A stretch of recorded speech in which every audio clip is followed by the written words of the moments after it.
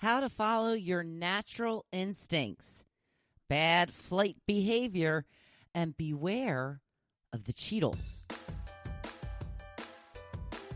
Welcome to the Hopefulist, a daily talk show hosted by veteran broadcaster Wendy McClure. Join Wendy each day as she shares her life lessons that transformed her from perpetual pessimist to the ultimate hopefulist. The perfect morning show to get you caught up on the day's top stories while sharing insights that will lead to positive transformation and bring out the hopefulist in you. For more inspiration, visit hopefulist.com.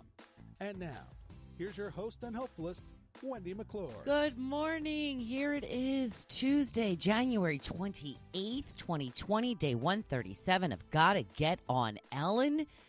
I understand there is a volume problem between the intro and my voice, so I'm sorry if I scared you. Probably is not the first time. More than likely will not be the last. Still working on the bugs here on this new computer. Gotta tell you, everything seems so much harder. So much harder. It can't be, though. I mean, everybody wouldn't have a Mac if it was harder than Windows. Am I right? So I'm just not figuring it out, I guess.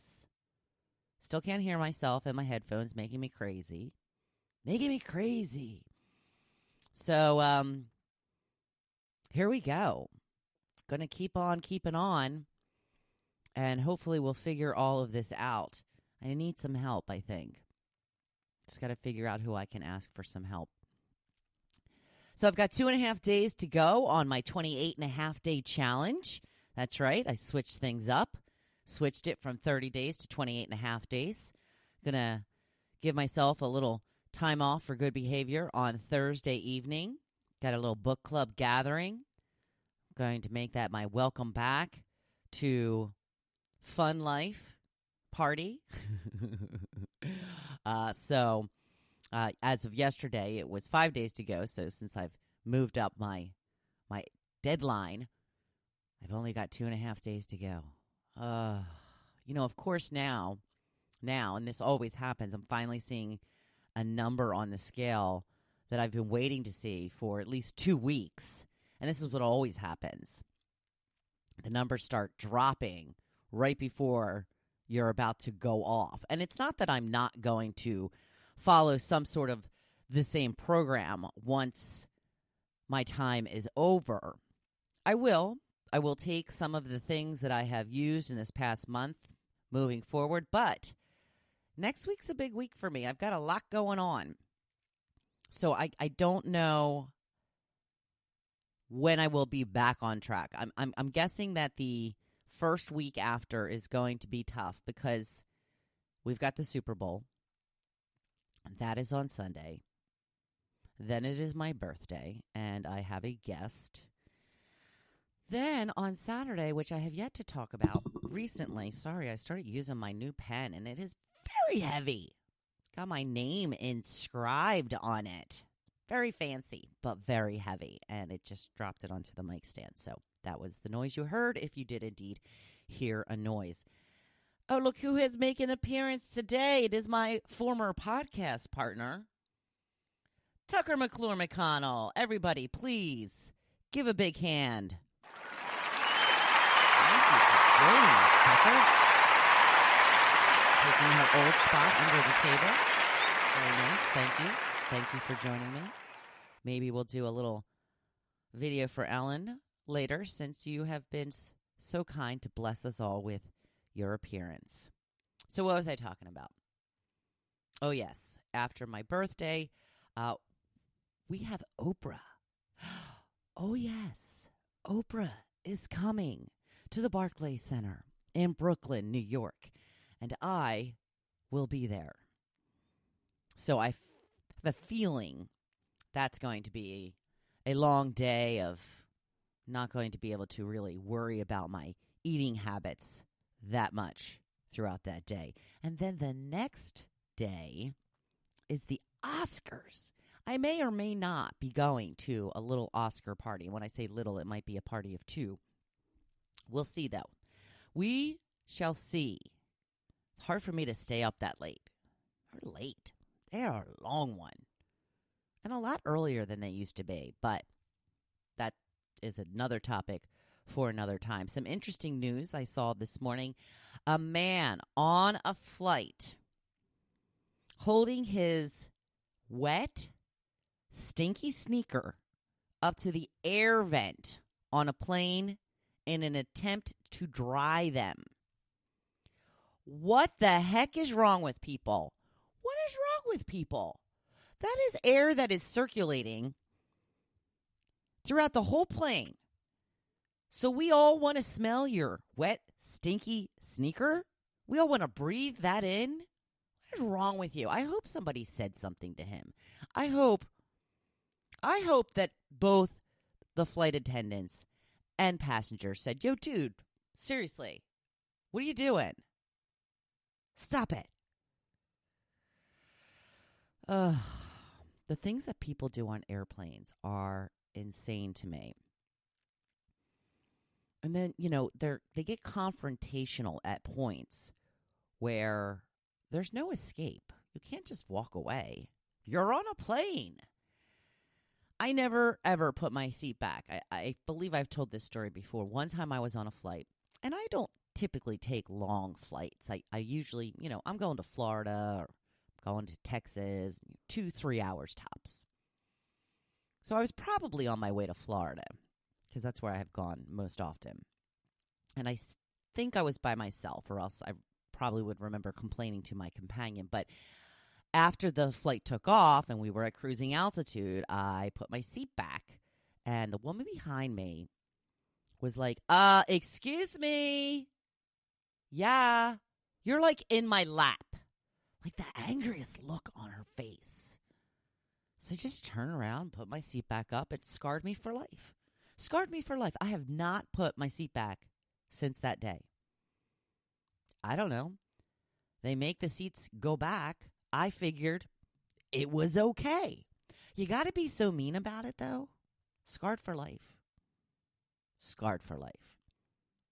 Did you hear about the fact that they named the orange dust that is left on your fingers when you're eating Cheetos? They have named them Cheetos. Cheetos. Yeah. Does that really need a name? I mean, we've always kind of called it something, Cheeto dust, what have you. I remember when Joe and I got married. We got married here at the Jersey Shore, and we did not live here at the time. I had lived here in the past. That's how I knew about the place. But most people who came to my wedding needed to spend the night at a hotel. So we made up these little gift packages for the people who were staying in the hotel. They were little sand buckets with a little shovel, and I put some snacks in there and some information on the area, just like a little welcome package. And I had bought a bunch of those, chip bags, like the Lay's chips or whatever. So, there was a mix of them. There was Cheetos, there was Doritos, there was regular chips. I don't remember what else there was, but maybe some pretzels. So, I just put like 2 in each bucket. And I remember running into my friend Carmela in the hotel lobby. And I had said, because they were forgetting to give them out, which was really annoying me. So I said, did you get your gift bucket? And she goes, oh, yeah. She goes, I got the double dirty. I'm like, what do you mean? She goes, I got Cheetos and Doritos. I got the double dirty for my hands. I just thought that was the funniest thing ever. It was really cracked me up. So, yeah, Cheetos definitely part of the double dirty. And now you can tell everybody, oh, no, I have Cheetos on my hand. I had heard once, and I don't remember if this was a friend of mine or if it was in a book that I read or what, but somebody said their husband actually had a shirt, a specific shirt that he wore while eating Cheetos that he just wiped his hands on as he went along. And there was just orange Cheetos all over this shirt. It was disgusting. It's really kind of sickening. So they're going to be talking about this and the fact that they've named them Cheetos during one of the Super Bowl commercials. Here's the thing with the Super Bowl commercials. They're not as interesting as they used to be, mainly because they release them before the Super Bowl now. There's no point in waiting and having a lot of anticipation to see all these cool commercials when they keep releasing them before the Super Bowl. I've seen a couple already. Some look pretty funny. And then, of course, we have one that's going to be the funeral of Planters Mr. Peanut. I'm not sure how they're going to handle this, but I am looking forward to the Super Bowl. Later this week, I'm going to do a topic on what your favorite football or Super Bowl snack food is. Joe and I have been invited to a friend's house. He's going to make his homemade wings on the smoker. And I am going to make my hoagie dip. That's right, hoagie dip. It is delicious. So looking forward to that. That is definitely not a no-carb, no-sweet kind of day. Am I right? I believe I'm right. So I tried to put up a serious topic yesterday, and I got a couple of nibbles, but not a lot of people talking about it in the way that I kind of had intended it. Now, I put up a quote that I had found somewhere that says, we expect women to work like they don't have children and raise children as if they don't work. So I wanted to know how you felt about that statement. Excuse me. A lot of people kind of just thought that it was impossible to do. That was kind of the point that I was trying to get at, is this is what is expected, again, in this day and age, just of women. When a man has a child, they're not worried that he's not going to be able to, stay late or what have you. I mean, and we have to remember, and this is one of the things that we have gotten away from a little bit, I believe, with it comes to the job market and our employee-employer relations, is that people do have lives. And you have to remember, it's the people that typically keep your business running and do the work for you. So you have to take into all account what they need to be as productive as they can be for you. So the first comment I got was from Kate. She says, I think it's BS. I was able to stay home up until my kids were about 9 and 10. I did work part-time in their school, which was nice. But then I had to go back full-time. Staying home is difficult for many reasons. But working full-time and being a mother, which is more than full-time, it's 24/7, excuse me, is probably the most difficult thing to do. So to act like you don't have kids when working is unrealistic. They're your children.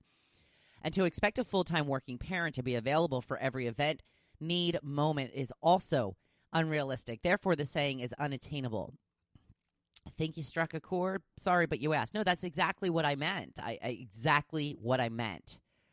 That this is what is expected of women, and it is beyond impossible. It's just not something that can be done. And then Kate goes on to say, why is this never expected from a man? Because it's just not. We're still not at that point where men are expected to have the same role in the lives of their children as women have. But here is the one thing that I struggle with a little bit. I'm not letting men off the hook by any means.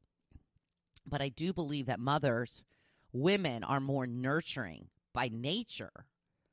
And I think that it's important to have the nurturing in your children's lives.